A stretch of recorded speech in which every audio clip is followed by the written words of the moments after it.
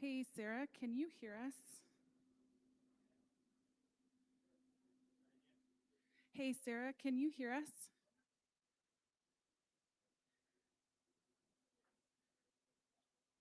She can't hear anything. Yeah, she's texting me.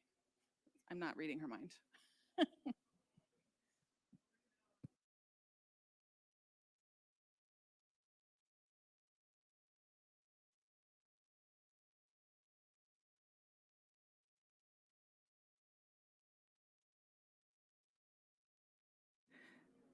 Sarah, can you hear us now?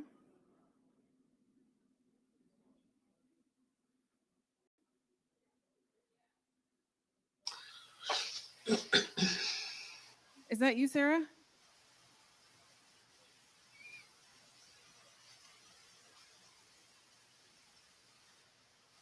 Texting one hand, it isn't my jam.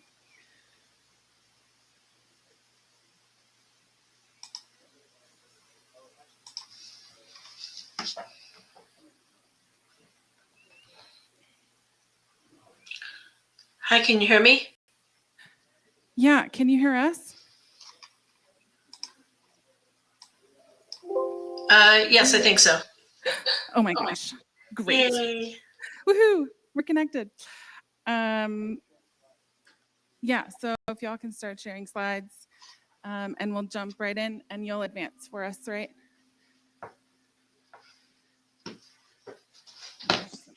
Cool. And then for the demo, I'll jump on that laptop over there. Okay, great. Anna, real quick before you start, I don't see my camera option to be able to open that. Oh.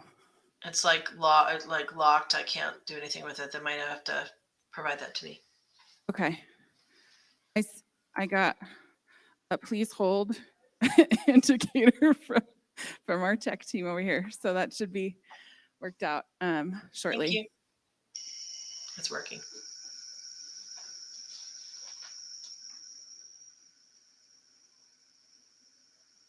Hi, folks. Welcome. Hopefully you're here to talk about how awesome water data is. If you are, you're in the right place. My name is Anna Holder. I am an environmental scientist and tribal coordinator for the California Water Board's Office of Information Management and Analysis.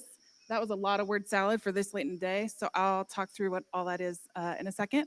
But Sarah, do you want to go ahead and introduce yourself? Hey, I'm Sarah Ryan. I'm the environmental director for the Big Valley Band of Pomo Indians. Awesome. Like you need an introduction, but you know, just in case. Should I be pointing this? There we go. So I just wanted to start by welcoming you all again and kind of getting a sense of who's in the room with us today. So if you'll work with me here, if you are tribal leadership, would you mind raising your hand? Okay, awesome. One hand, great, welcome.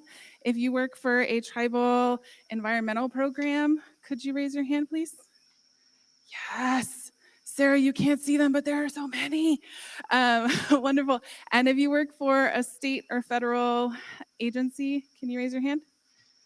Awesome sauce. A lot of familiar faces. Thanks, y'all. And any consulting groups or anyone else that I missed? Great. Welcome. Okay, that's going to help me with the jargon giraffe issues. Hopefully I can reduce things. So Sarah and I are going to tag team this, and we're going to just kind of talk through mostly the origins of this project and how this tribal data map and user manual and how folks might want to use it. And then if we have time, I'm going to try and do a live demo, but y'all know how technology is, so we might have to adapt on that. And then we're trying to save a lot of time for Q&A and discussion. So with that, I'm going to pass it to Sarah, who's going to give us the origin story. Thanks, Anna. So it's been a number of years where tribes in California have been not only doing water quality monitoring, but also submitting it through the Water Quality Exchange, through EPA, and also doing fish testing and other seaweed testing after Fukushima, and just a lot of environmental monitoring that has been the information's out there. Sometimes tribes put it in as preliminary to WQX, and it's not necessarily queryable, but we all know that uh, our water programs are active, and the tribes prioritize what they're looking for. And uh, became a point where there were a number of us who were working on tribal water data, going, it'd be great if we could have one spot where the things that we all have to look up, that we pay consultants to put together, it would be great to have it in one location, especially since the state of California is making sure that they're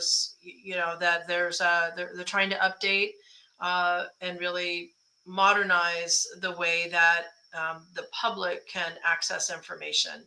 So back a number of years ago, I'm not remembering anymore how long this was, but we did ask the state to overlay the water board's boundaries on, or overlay tribal lands onto the water board's boundaries, so that at the very least, tribes who wanted to talk to the state about water management in their area for water bodies that were of interest to them, that they knew who to talk to, because the way that the state manages water is, it's just a whole nother layer of um, just bureaucracy and policies and things that aren't necessarily really obvious.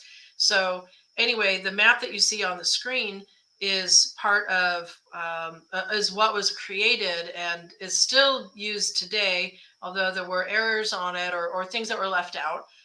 And we continue to ask tribes to provide updates to it, to the water boards about this. But this was the very first time that there was, as far as I know, a tribal layer of lands, and also where these water boards were. And there's been a lot of growth since then, but that's really kind of the origin story, is to be able to pull all the interesting and useful data layers of the state into a spot that tribes normally, are the things that tribes want to look at.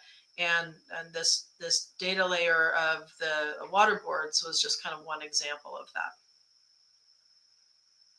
Awesome. Thanks, Sarah. So actually the bullets on the slide are from the initial conversation that Sarah and myself and one of our Civic Spark Fellows had as we were initially brainstorming this idea. And this work, as you all know, none of the work that we do can be done in silos. And so I just wanted to a huge shout out to our other tribal partners who have really given us great feedback and insight, and to help us prioritize, and also our fellows in OIMA who have been doing the most of the work. I get to be here with you today and talk about an amazing, shiny, cool product, but they're the ones doing the work. And so I also want to note that we've brought this project over the past year or two to the California Issues Work Group of the RTAC and received a lot of great feedback that we're working on incorporating. Another thing to note, these slides are actually already available on our user manual, and you'll notice on the bottom of the slides, there's links to relevant sites that you'll be able to kind of click to if you visit these slides again. Anything you wanted to add to that, Sarah? No, well, only just that, thank you to OIMA and the water boards for prioritizing this work and using Civic Spark Fellows to, do a lot of the legwork. And it's just an example of how much the water boards wants to work with tribes on issues that are important to them. And so I always, recommend definitely reach out to Anna and others who are from the water boards who are at the conference. Sorry, I'm not there to join you. We've had some changeover in staff here, so I just gotta stay stapled over here to the seat. But anyway, it's just a perfect example of how we've identified some issues that we think need some traction, and they were willing to, um, to make it happen. Awesome. Thanks, Sarah. So I mentioned that I'd go over the word salad. When I started with the California State Water Board, I started as a California Sea Grant Fellow in 2019. And I had worked for other state agencies in the past, so I'm used to the acronyms and things like that. But it was like a whole nother level of confusing.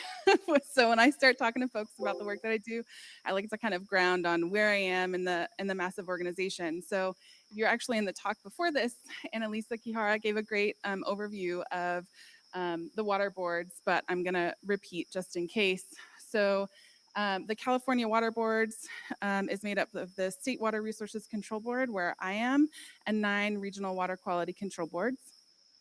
And our purpose is to preserve and enhance and restore waters throughout the state. It's a huge organization. And so in the State Water Board, this is kind of a high-level glimpse of the org chart. And I just want to note that many of you folks have maybe interacted with or communicated with our tribal affairs team in the communications office. I am in our Office of Information Management and Analysis, or OIMA as we call ourselves, and I'm also a part of our surface water ambient monitoring program. So if you're interested in monitoring particularly fish tissue, love to chat with you later. A little plug on that. In OIMA, it's a really cool office. We have kind of 2 main components of the work that we do. One is data generation and quality assurance that we do through our surface water ambient monitoring programs, or SWAMP. I like to get swampy. And then there's another side, which is really about data liberation and making sure the data and information that is generated throughout the water board's organization is useful and used by ourselves, our partners, and the people we serve. And OIMA kind of tackles those 2 aspects of our office through lots of tribal and community engagement through projects like this, and really developing partnerships with folks in the water data community at large. And regardless of who's doing what in our office, we really like to look at every project and think about how we can do our part to operationalize equity and justice using the tools that we have in our disposal. So through initial conversations with Sarah, I think, Sarah, you and I started chatting three years ago, maybe. Really, it started as developing a website, honestly, just kind of highlighting the different projects that our office is working on that have a tribal focus to support tribal needs. And of course, get that data in there because we love it so much. And actually, we've made some updates to the front page for this conference. So this slide, even though I submitted them last week, is already out of date. And the purpose of these projects is really at the center to develop partnership and relationship with our tribal government partners, and then figure out how our office can help streamline and make it easier to use the data that we have. And our fellows are looking ahead, right? They start with us, they're with us for maybe 6 months, maybe a year, and they need to find places to work after that. And so I'm gonna, the last couple of years, the fellows have kind of come on and really been interested in the equity projects, particularly our projects with tribal partners. So looping them into this helps us advance these projects because we all are strapped with workload and time, and also, helps the professional development and getting people excited about this work. Here's some examples of early tribal water data projects that you might have heard of or not. And more information on both of these projects is on the Tribal Water Data Initiative's webpage. The first was the Freshwater Harmful Algal Bloom Database Modernization Project. Our data systems needs some work. We needed to do updates. And blow it up really. We needed to make a lot of improvements. And so when we started to undertake that project, we really wanted to use that opportunity to work with our existing tribal partners in the harmful algal bloom space to think about, okay, we're rebuilding this system, so how can we rebuild it to better serve the people we work with and the people we serve, and all Californians. And so we worked with um, Sarah Ryan and others to develop a strategy essentially on the data system. And then there's an application called Water Reporter where tribes can submit their harmful algal bloom data and see it, and there's a lot of interactive capabilities. There's also the Swamp Environmental DNA Meta Barcoding Monitoring and Analysis Project, or CMAP.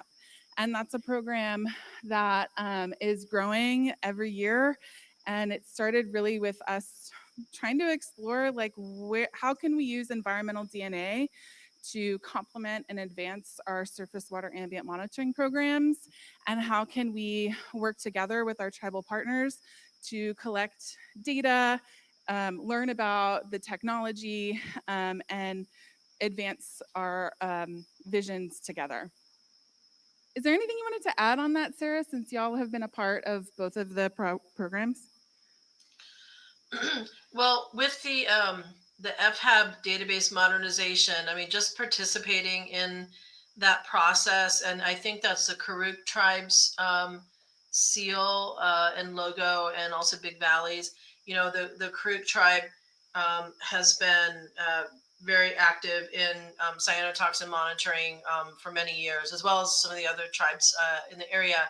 And this just gave us an opportunity for the tribal data that we're all collecting for cyanotoxins, for it to be integrated directly into the state's website.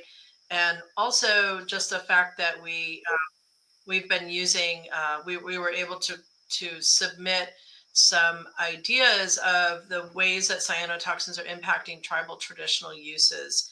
So those were, these the work of the tribes with this particular topic was integrated really well into the programs. And the commons was a really interesting thing. And I know we didn't fully get into it just because of the just timing, but it's pretty neat, and we hope to do more work with that. And the eDNA also, you can see there's a lot of tribal logos there that it's very interesting to send off samples of water and find out all the different fish that are in there because they're leaving their DNA in the water. It actually helps identify invasive species and just other management issues, so that we can make sure to protect the native fish. Awesome. Thanks, Sarah. And I think, yeah, I'm passing it off to you. So you tell me when I can advance the slides for you. Okay, and are you going to click on the URLs? Is that possible? They are already up on the user manual. Oh, okay. I'll show people where to get that. Mm-hmm. Okay.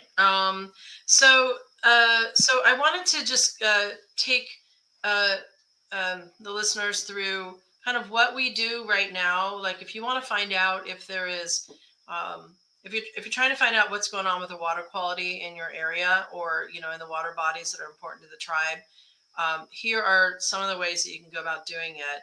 And a lot of these are linked in this Tribal Water Data Initiative, which Anna's going to show you shortly.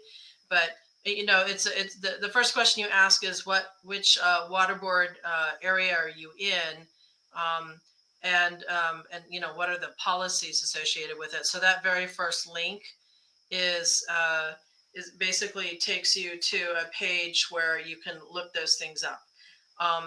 And if you once you go through to that first URL, you go into your basin plan, and you can find out, you can actually start to see what the regional board is thinking about and what they're regulating for, in terms of what are the uses for each of the waters in their purview.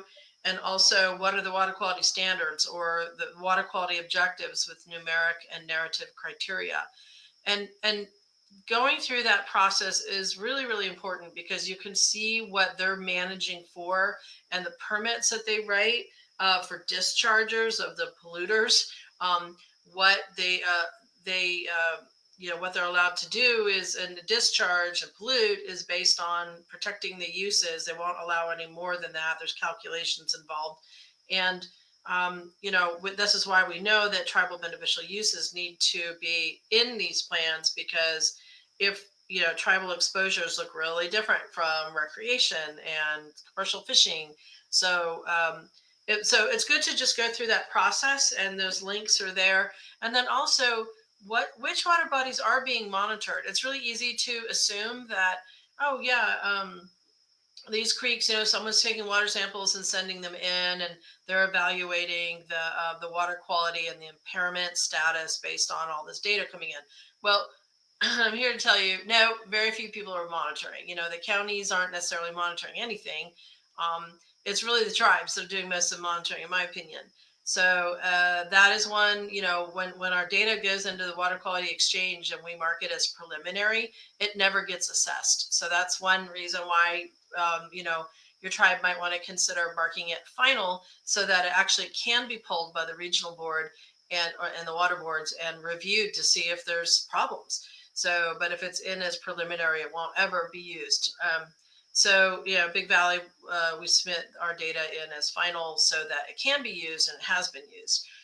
So the integrated report link that you see is a way for tribes to submit their data, or for the water quality exchange or the regional board to pull the data from all available sources, which includes the Water Quality Exchange, WQX, and really look for those impairments. What got us started on the need to do this was back in 2011 with the integrated report back then, where we basically found out that one of the local creeks had E. coli, elevated E. coli levels. And we're like, but it said there was not enough data to assess.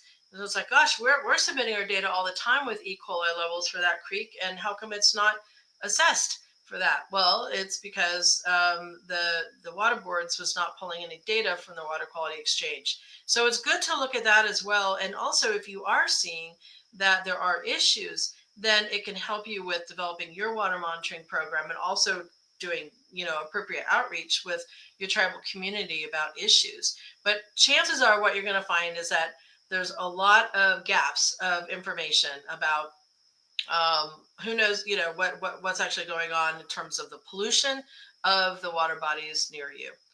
All right, next slide. And the other, when you're kind of going through that process, you can specifically look at the list of the beneficial uses and the water quality objectives, which, as I mentioned, is basically the water quality standards, numeric or narrative. And what you can see in that bottom right corner is was pulled from the Los Angeles Water Board's and talking about nitrogen. So basically what they're saying is the water quality standards for water bodies in the LA basin, or LA, the LA basin plan, is that water shall, look at the second paragraph, water shall not exceed 10 milligrams per liter nitrogen as nitrate nitrogen plus nitrite nitrogen, or 1 milligram per liter as nitrite nitrogen, or as otherwise designated in table 310.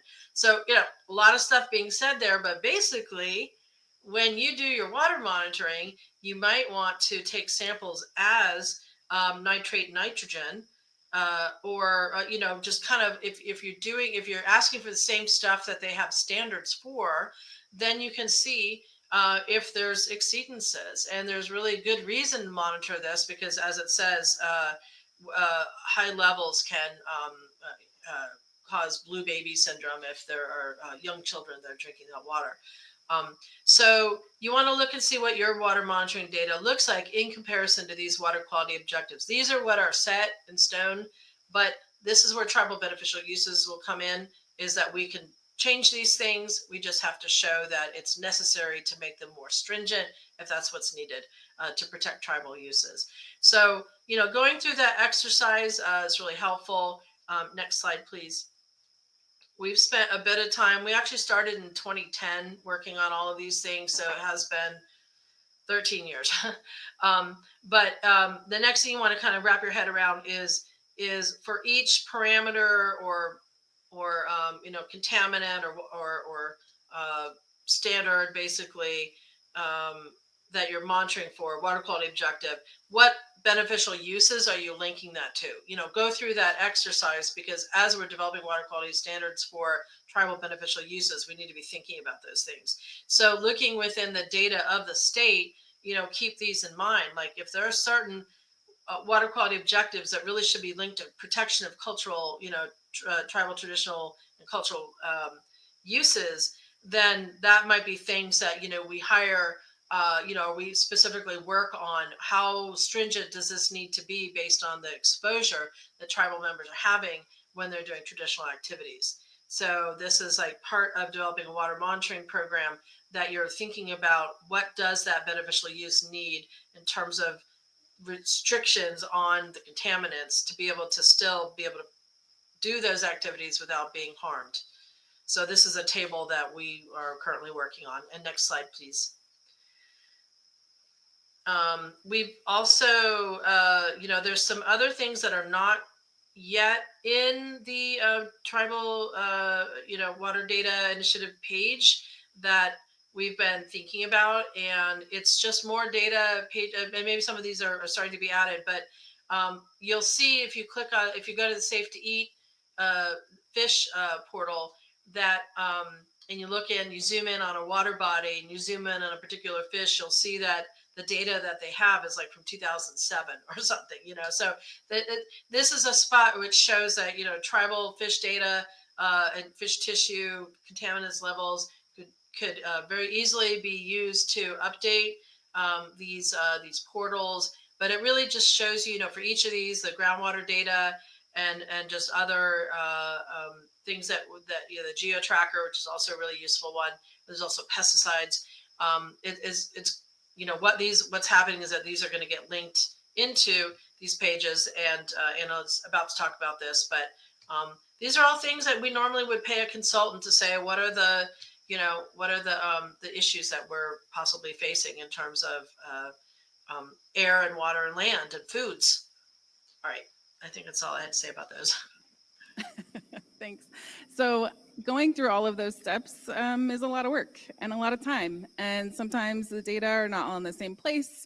And sometimes they're from different agencies. And so you have to go here and there and everywhere to get the data you need to do your jobs, right? And so the conversation that Sarah and myself and others were having is, how can we make that process a little bit easier? How can our office help streamline data systems to the extent that we can, so you can go to one spot to get almost everything you need?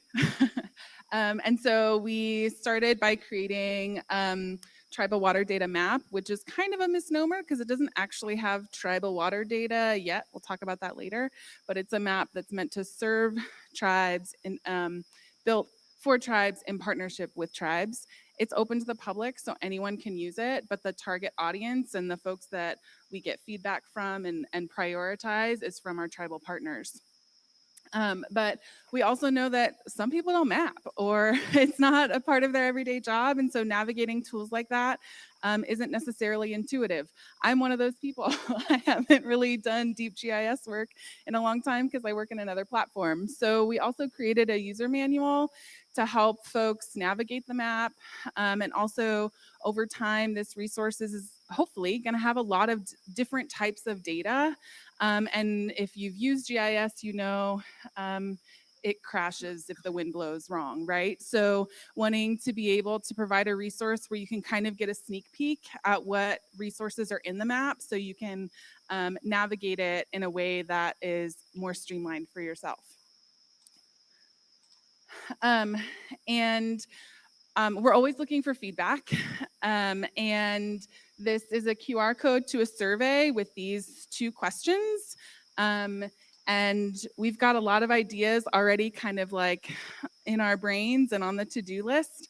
And so the first question is, kind of looking through the list and checking off which things you want to see on the map first to help us with prioritization.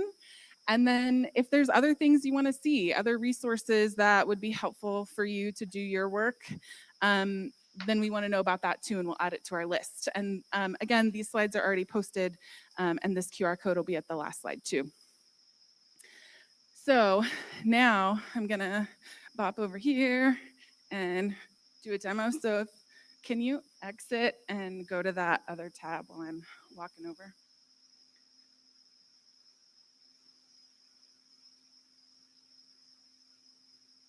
Awesome, thank you. So this is the user manual. And can you see my mouse? Yes. Okay, so right off the bat, I just wanted to point to, here's a direct link to the map, which will open in a second.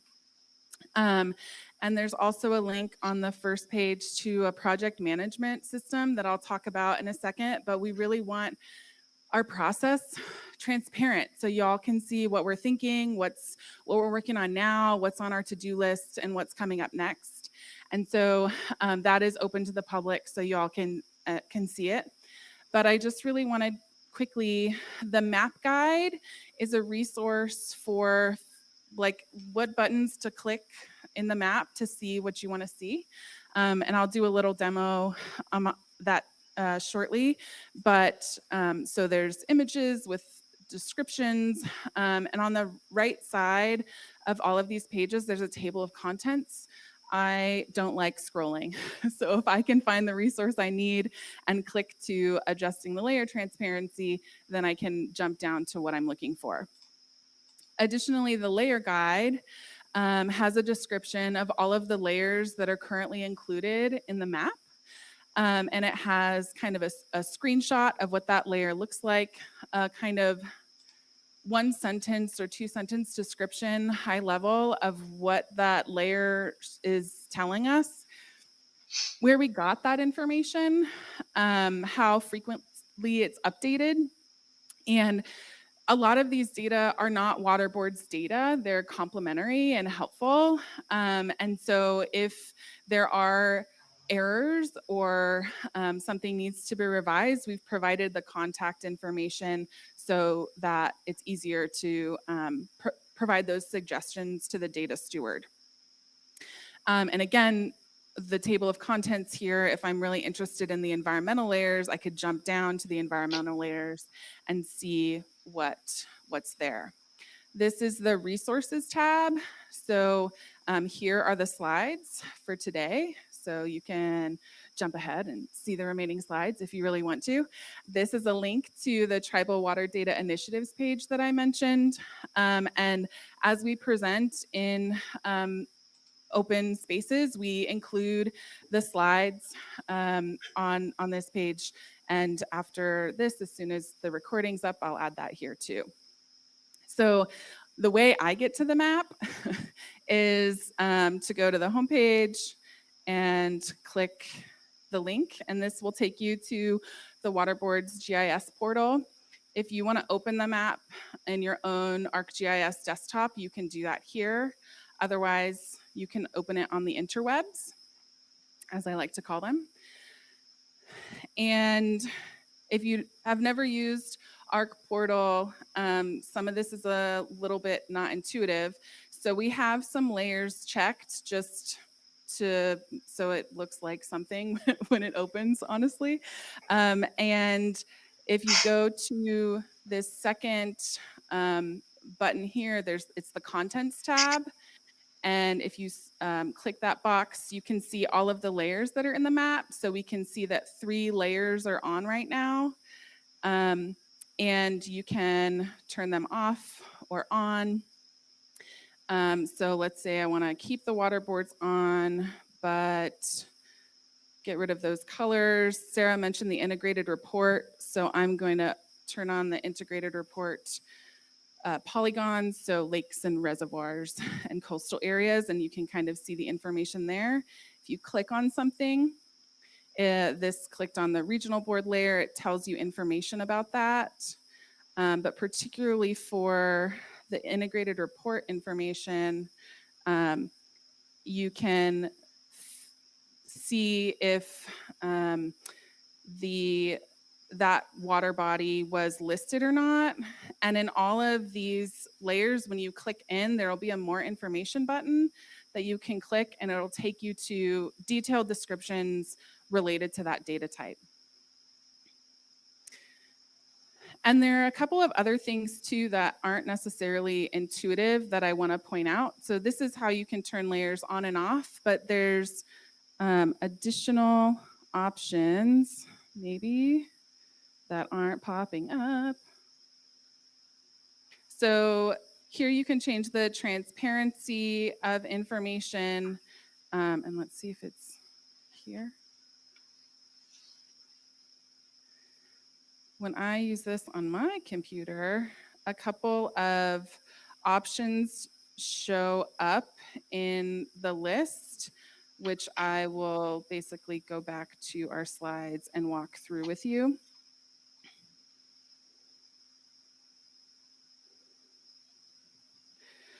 So I can see these options here underneath the layer, and the first one will show the symbology, or basically how that layer shows up on the map.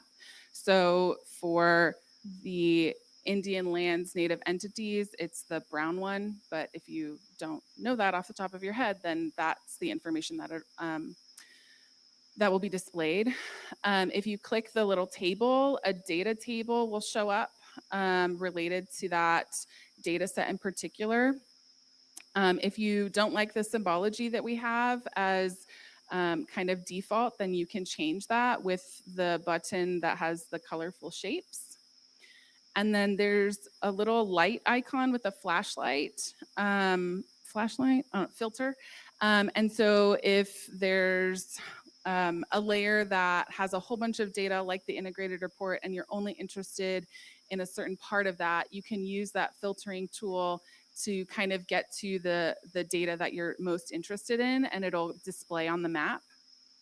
And then there's these 3 dots that will show you the kind of more options. And that's where you can change the transparency or go to the details related to that layer in particular. And because the demo didn't work, I will do a recording and added it to our resources so you can see what I intended. And so now I just want to flag that we're wanting to really answer questions and have a conversation. So start thinking of your questions, because we're gonna kind of punt it to you in a second. But as I mentioned, we're always looking for feedback. The kind of culture in our office is continuous iteration and improvement. And so this map is, although we've been working on it for so long, Sarah, I feel like we're just at the beginning, and there's a lot of room to grow and evolve and make this a really powerful resource for y'all. And I'm not gonna pretend to know what you need. So I need your help to tell me what you need. You can complete the survey. If you're all surveyed out, you can shoot me an email, or my phone number is on the last slide. If you attend the California Issues Work Group, we solicit feedback in that space as well.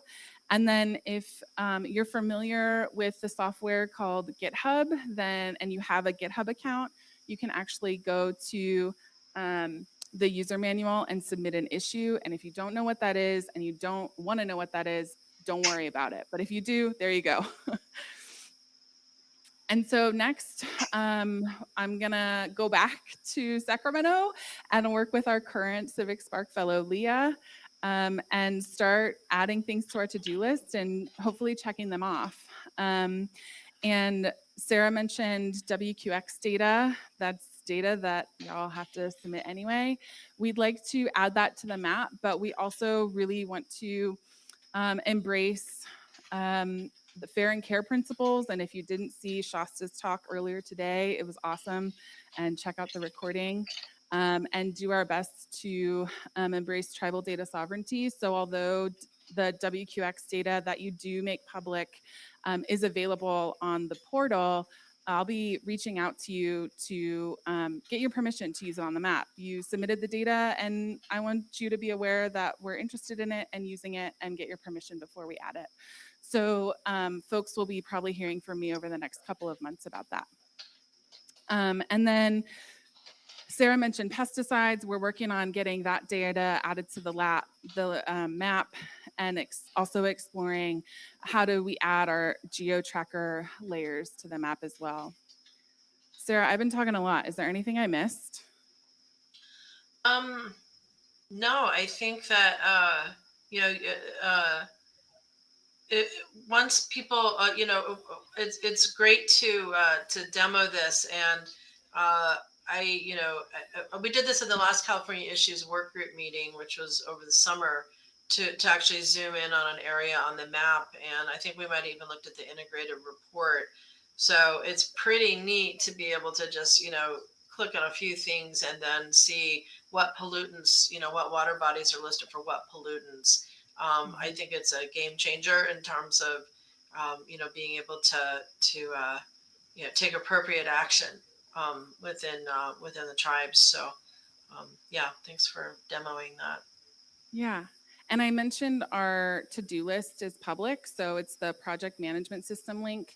And so you can see all of the requests that we have. Those are listed on the survey. And then this is what we're working on now, adding the pesticide data.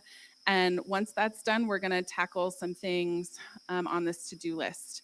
So part of that is adding the, safe to eat and safe to swim layers that are actually their swamp data, but we're still working on some data system tweaks to make sure that the data that we add to the map is of high quality and easy to use for the folks that use the map. So with that, I think we can go with some questions. And we've got 10 minutes left, less? Awesome.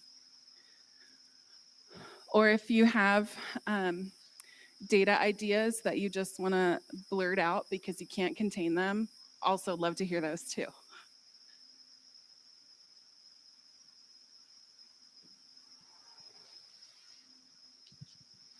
Mike Shiver with Potter Valley Tribe. I want to thank Anna and Sarah. Sarah, we need to stop meeting like this. Right. I have to catch up to you when I'm back at home.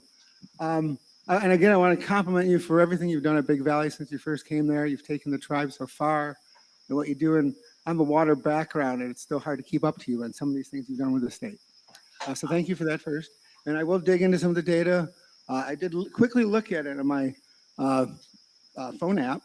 And so I'm now new at Potter Valley, and my new director has a pet peeve that on all the state databases, they show Potter Valley's original rancheria that was terminated.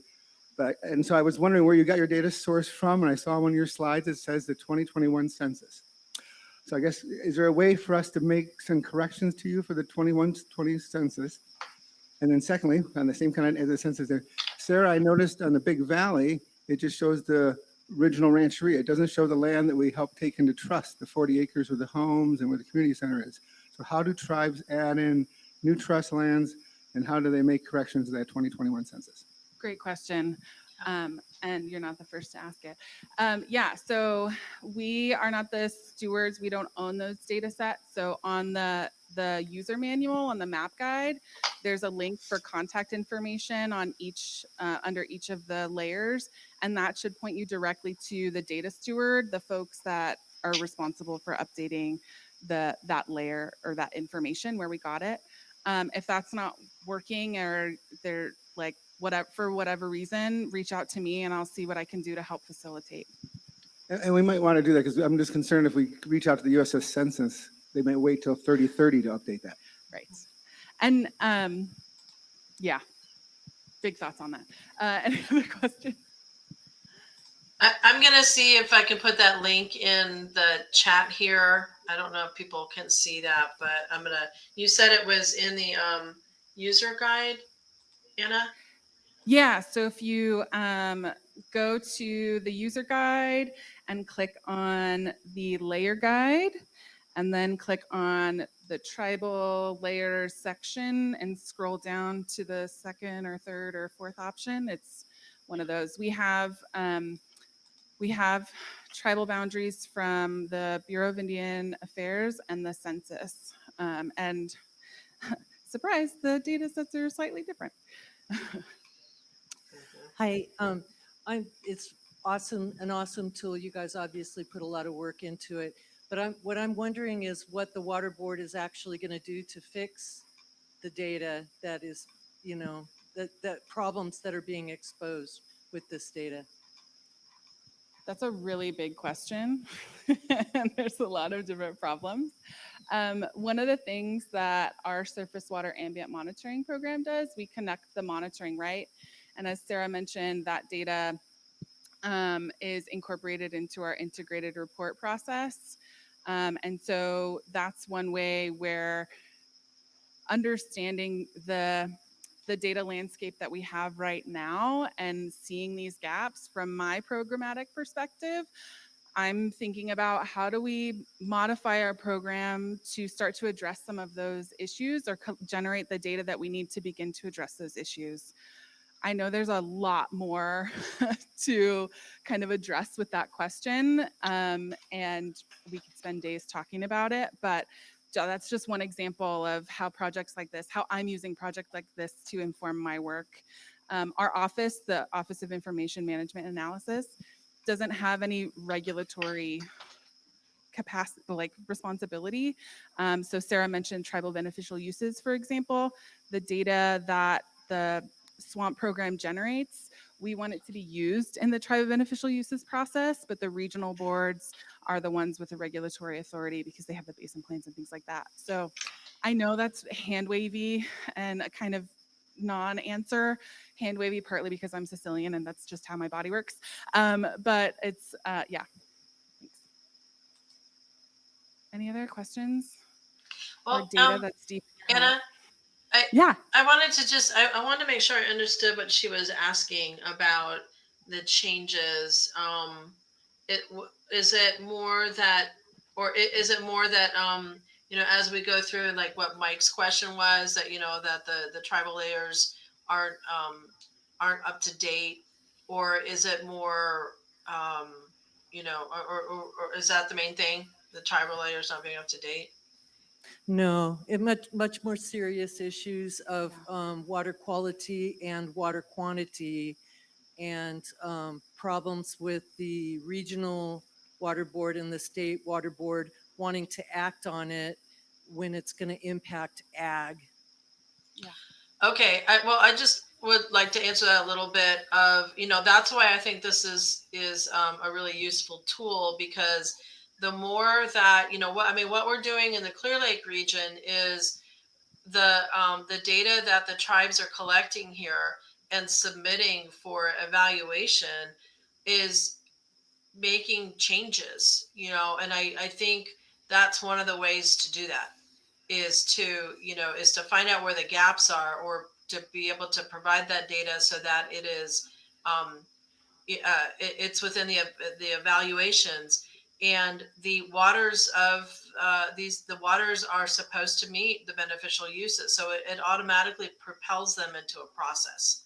So, and that process is to identify the responsible parties of the pollution, and then to address the loading of that pollution into the water bodies or the other impacts. And we're seeing those types of changes happening in the Clear Lake region because the tribes are very engaged in data collection and working together, and making sure that the agencies are held accountable. So I would just suggest keep doing what you're doing, and throw as much data as you can into the mix. And if I can help in any way, please reach out.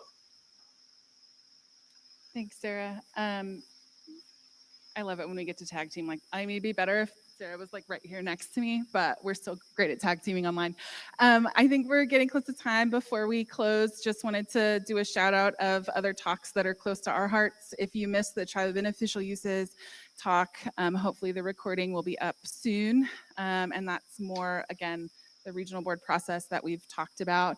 And then there's a session on harmful algal blooms tomorrow the 26th. I don't know what day it is, but check that out if you're interested in that. I'll be around today and tomorrow. There's also handouts at the water board's table for the surface water ambient monitoring program. My card is there, but if you come up now, I can give you my card too. And I hope to talk with you all later. Thanks, everyone. Thanks, Sarah. Thank you.